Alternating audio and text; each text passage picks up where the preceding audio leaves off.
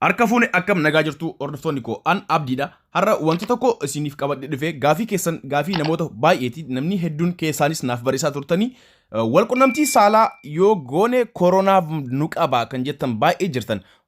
Oduun sobaa tokko yeroo tokko baay'eetiin jira ture. Namni koronaa ofirraa ittisuudhaaf walqunnamtii saalaa guyyaa salkanis yeroo hunda godhaa kan jedhu tokkotu ture. Sunis namni hedduun dhugaa godhee wanta san fudhatee jira. Sababa sanarraa kan ka'e gaafiileen hedduun dhiyaataatiin jiru sa'aatii kanatti. Okay, walqunnamtii saalaa gochuun koronaa irraa nu ittisuu danda'a. Yoo walqunnamtii saalaa goone hoo koronaan nu qabuu danda'a kan jedhu gaafiin garagaraati ka'aatiin jira, dhiyaataa jira. Anis keessaan namni baay'een naaf barreessee jira wanta kana. Namoota muraasaaf keessaan barruudhaan deebiseefii jira, tokko ammoo sagalee ergeefiitiin jira. Garuu akkasuma ammoo gaafiin hin dhaabbanne jechuudha. Yeroo social media kanarratti wanta tokko yoo ilaalu namni wanta san dhugaa godhatee fudhateetiin jira jechuudha. Okay, walqunnamtii saalaa yoo goone koronaan nuqabaa kan jedhu fakkeenyaaf haadhaaf abbaa warraa fi haati warraa mana tokko keessa jaarsaaf jaartii jechuudha. Mana tokko keessa kan galan yoo ta'e mana tokko keessa galanis tokko kan ala baheetiin itti deebi'u yoo ta'e rakkoodha. Lamaan isaaniitu hin bayinaa erga jedhamanii lamaan isaaniitu ji'arraa hanga ji'aa osoo addaan hin bayin gara tokko yoo hin deemin mana keessa kan taa'an yoo ta'e jaarsaaf jaartiidha. Homaa wanti tokko ala bahee tokko mana taa'u wanti hin jirreef lamaanuu mana keessa waan jiraniif isaan wanta kana godhuu danda'an.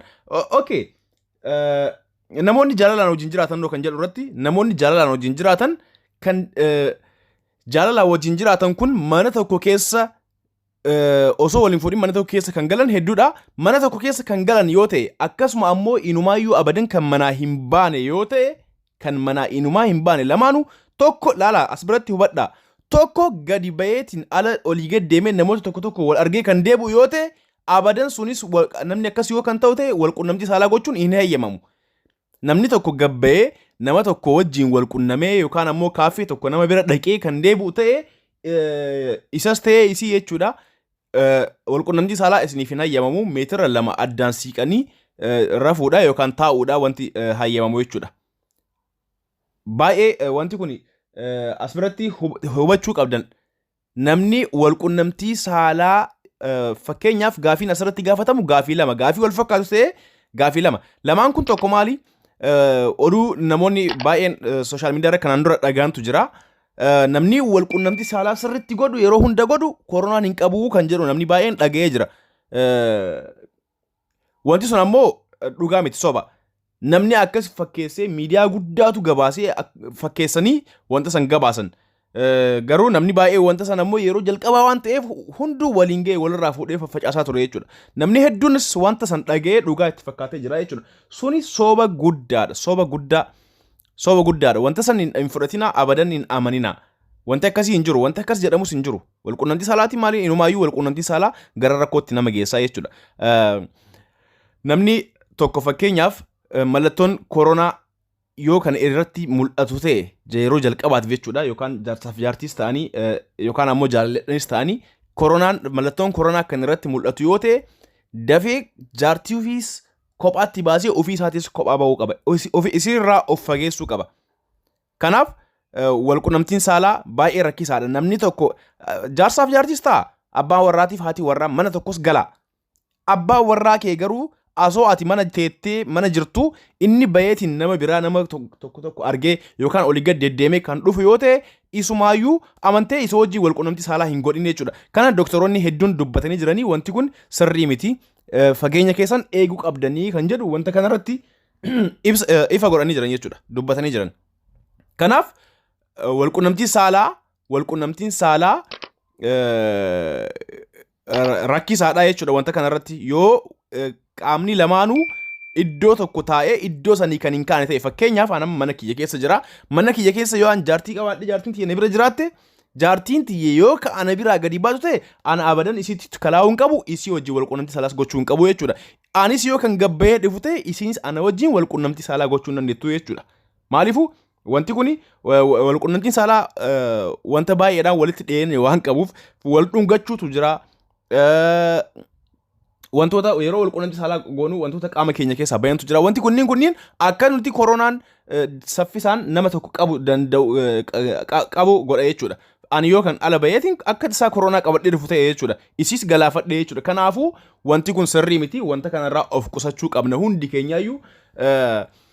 Akkuma isiniin jedhee oduun koronaa vaayirus walqunnamtii saalaatiin yoo kan namni walqunnamtii saalaa godhu ta'e irraa ittisaa akka isa hin qabne godhaa inni jedhu sunis akka soba ta'e asumaan beetanii irraa of eeguu qabdan jechuudha. Wanta akka isanitti abadan hin amaninaa dhugaas godhatanii hin fudhatinaa wanta akka isan.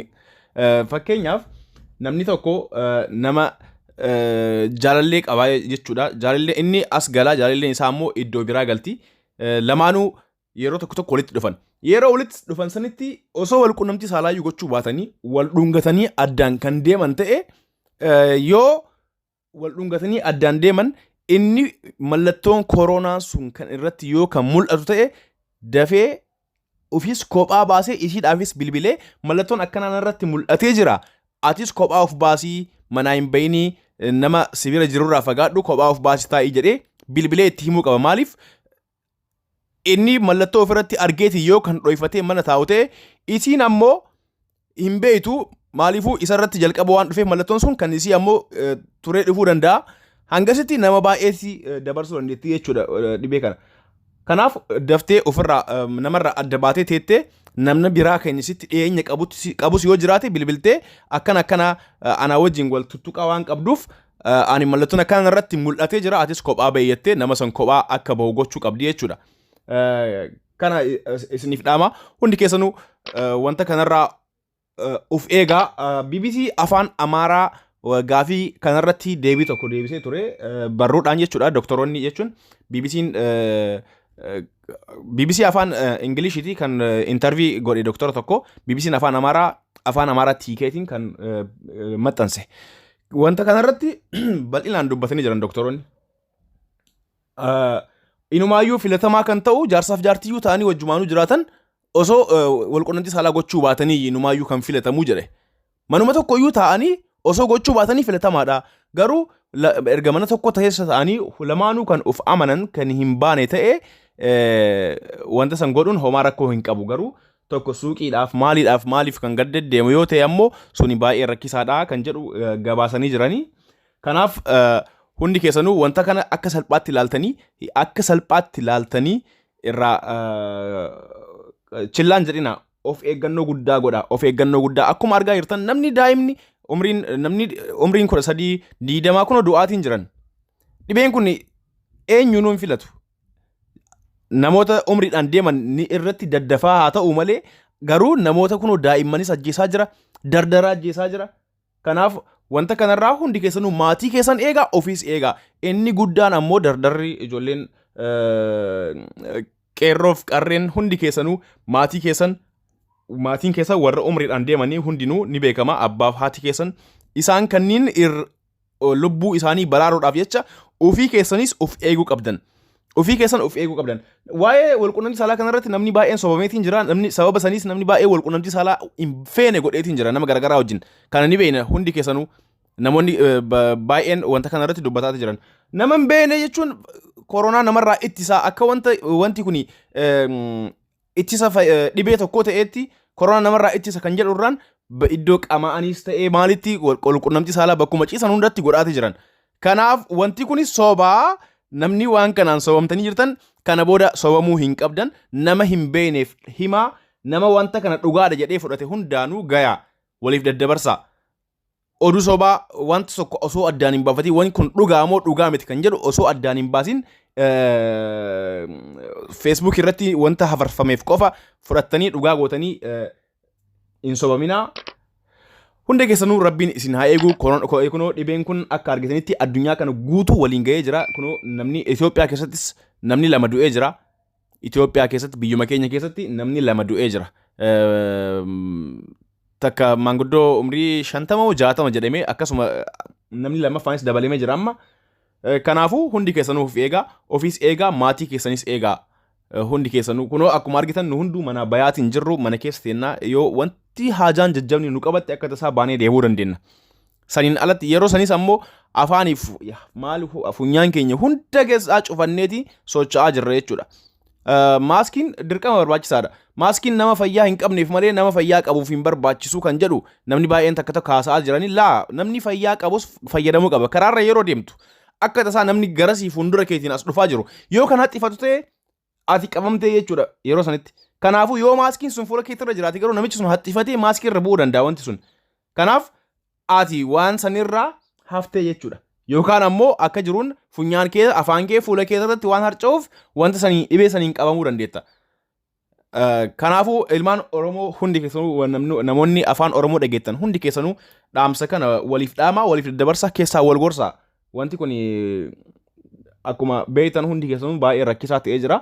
Isin garuu akka beektanitti akka dandeettanitti waliif dhaamaa waliif gorsaa maatii keessanis bilbilaa itti hima.